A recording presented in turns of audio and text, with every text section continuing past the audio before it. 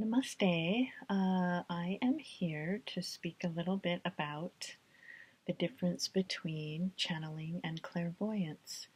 And what was said before on the other video is that these kinds of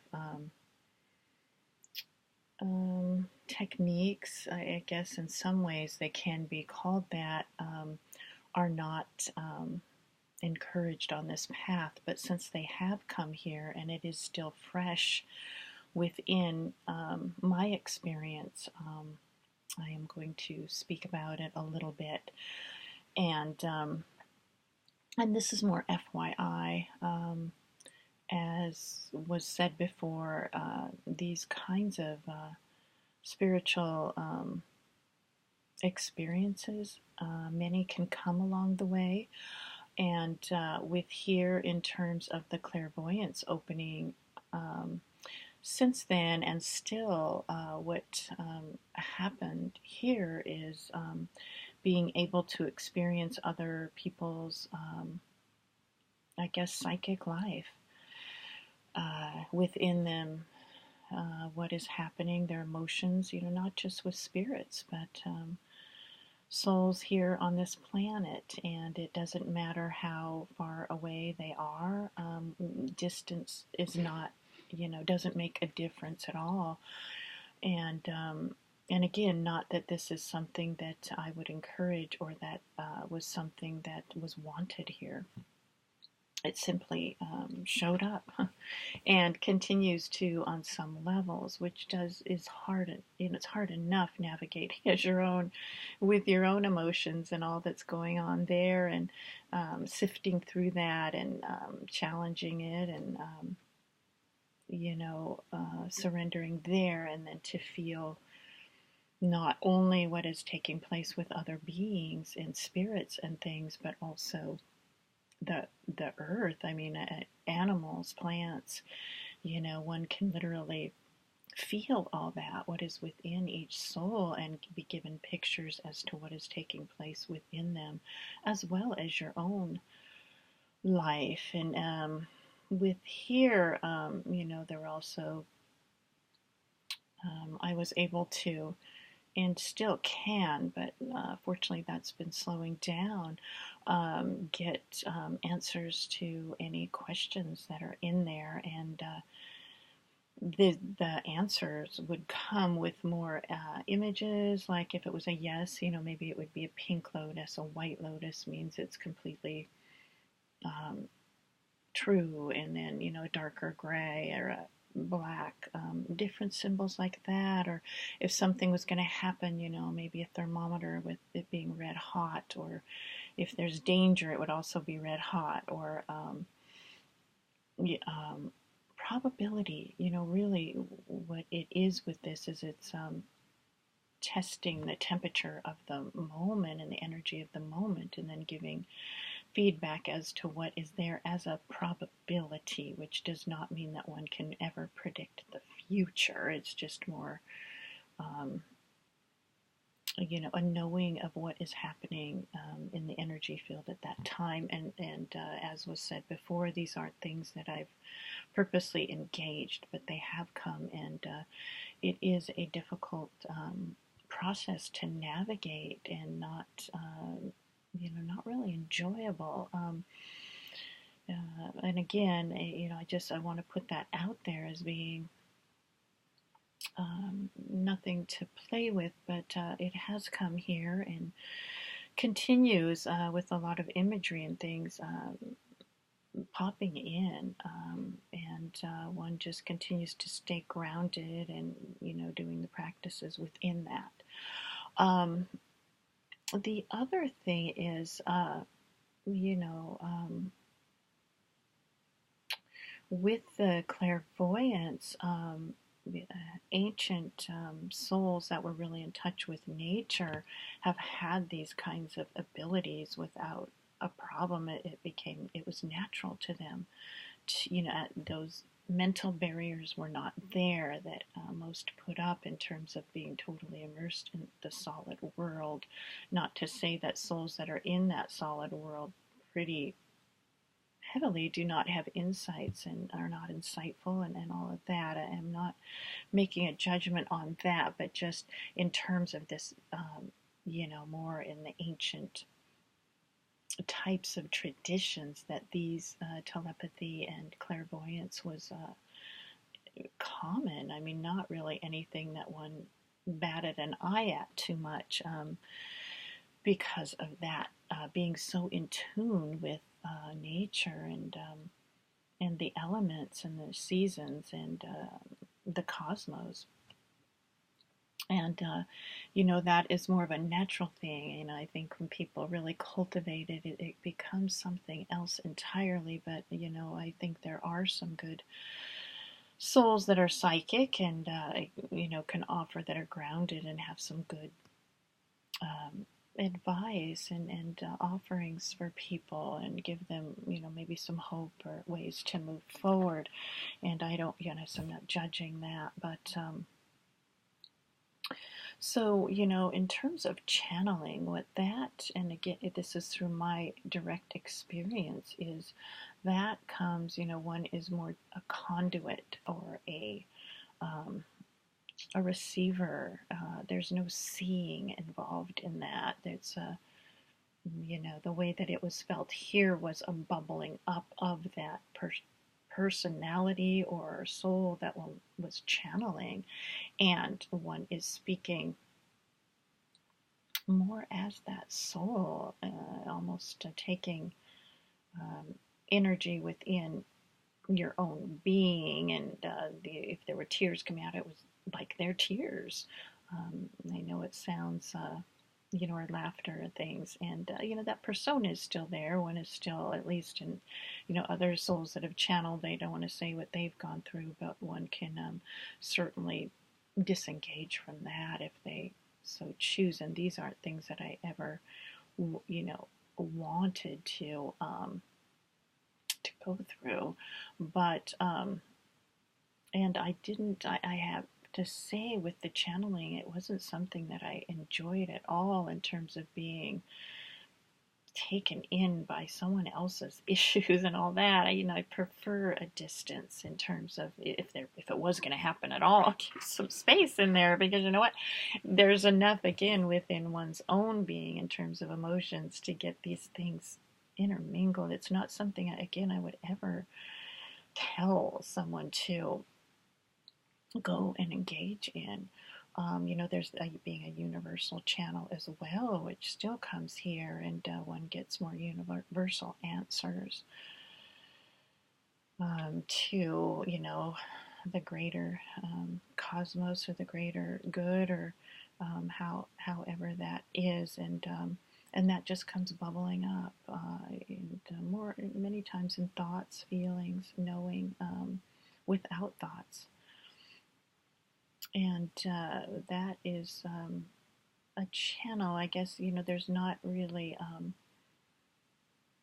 one doesn't engage that. It just comes as its own energy. It's not an engagement with, not to say that souls whose, their mental phenomena has fallen away, that one could still have psychic powers, or certainly very strong perceptual powers. So that's channeling. With clairvoyance, there is, I could speak to some beauty in that, in which one has a distance on, clairvoyance is more using, what is being used is it's extra sensory, so it's outside of one's normal sensory experience, as they say, sixth sense or whatever. It is not, the one can feel, seems to see it and smell it and taste and touch, and all that is present. The regular perceptions are not used. And also, like with shaman, that does mean seeing with your eyes closed, and that's pretty much what clairvoyance is. And one can't, there'll be more of a, whatever is playing out with the particular energy or spirit or whatever, one is a witness to that and an interpreter of it, of that language of spirit, which does have some beautiful, very, very beautiful, simple, stunningly simple symbology to it. That is easily read. There's no complexities to it. It's not, this has got all these layers like mine does. It's a simple, thing. Like something's black or it's white. It's pretty or it's ugly. It's white or it's gray. It's flowing or it's stagnant. It's just these kinds of pictures or feelings are presented, and that does have a beauty to it. And if there was anything that has been or is enjoyed about this kind of language of spirit, it is that simplicity, and there's no questions. And again, with regular language, there's many times a reading of, well, what does this mean? What does that body language mean? Is this really what I'm getting?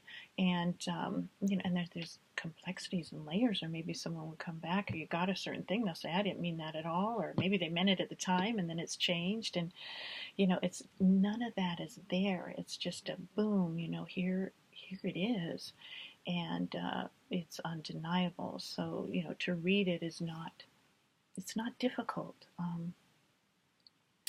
So one is more of an interpreter for that language and bringing it back, and maybe there's a being present, or humanity or whatever, and saying this is what is happening. This is what it's saying. This is where it's going. This is where it came from. This is and this is what this being is caught in, or this is what this entanglement is. And so there's an engagement there. And when one is within that, the regular senses, the eyes and the regular senses are not really present as they are normally. That one is so inward and really quite like a one-pointed connection with whatever is happening, with that language and that presentation, that illustration. And in that way, again, if I was to choose one, it would be that, as I find there is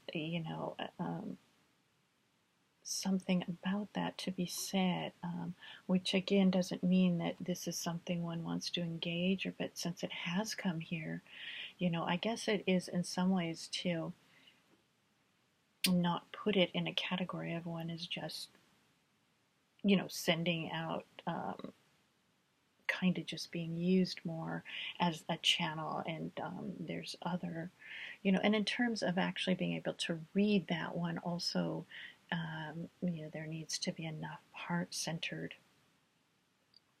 intuition, clarity, stillness to have it come, or even to read it at all, because if there's not that, then certainly one could bring, as simple as it is, I don't know, my guess is it probably wouldn't come there. And again, I don't want to say, but, be completely present with that. And in terms of if there is a story in there at all, that's not what it's about. It's not about, oh, when I was caught in this at 12, that's why I connect with you. And I think that's what a lot of people do in this world. I can connect with you because we're like-minded. We heard about this, we laugh about this, and it's not that way. It's just directly,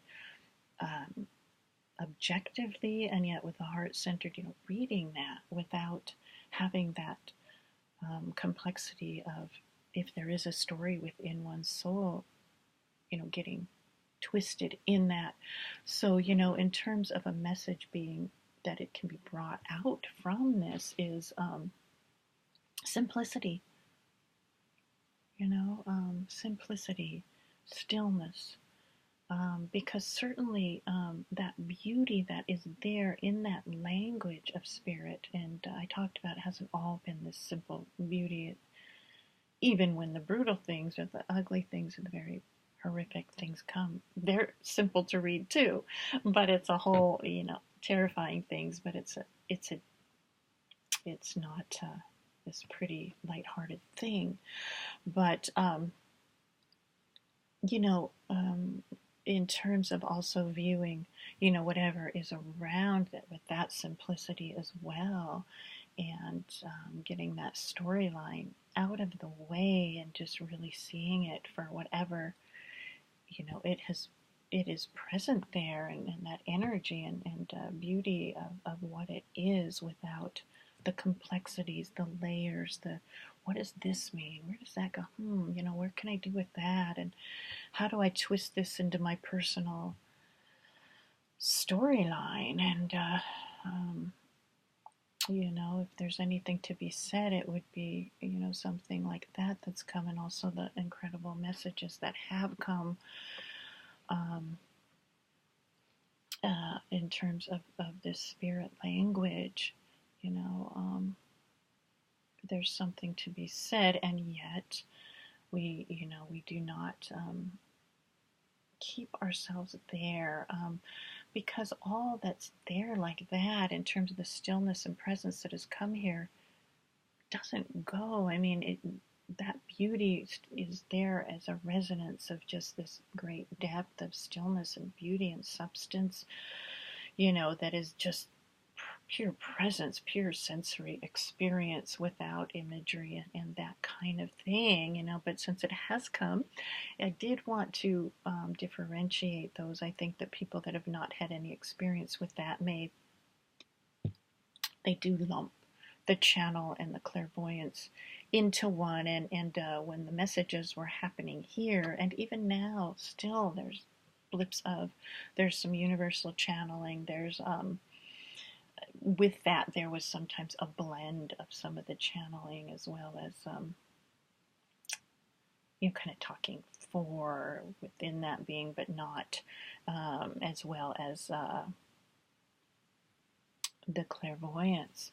And anyways, all we can do is, as it comes, if there is something good or something helpful in it too, people can appreciate that for what it is. But we just move forward within this unknown and this mysterious unfolding process as it plays out, and continue on, and until it's done. But if anything, maybe since it's still fresh, I can look back at this one day and say, wow, that was an interesting time.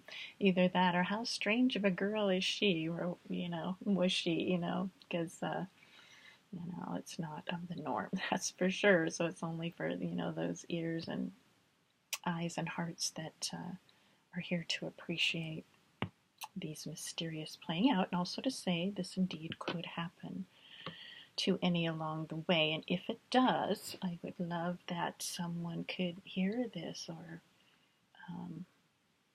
read about it, or whatever, and be more settled and within it, and continue to move forward and not get lost in it or have a lot of fear within it. That is all for now. Okay, everyone have a wonderful day. Namaste. Bye.